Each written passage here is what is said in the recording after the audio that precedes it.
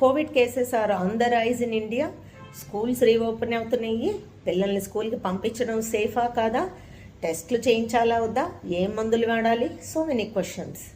ప్రస్తుతం సర్క్యులేట్ అవుతున్న Covid strain Omicron JN.1 strain.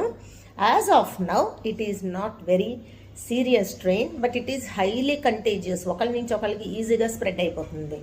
So యూజువల్గా ఇది ప్రెజెంట్ అయ్యేది mild to moderate fever, cough, throat pain.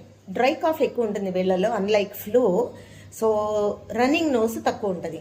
టెస్ట్లు యాజ్ ఆఫ్ నౌ రొటీన్గా చేయించడం లేదండి.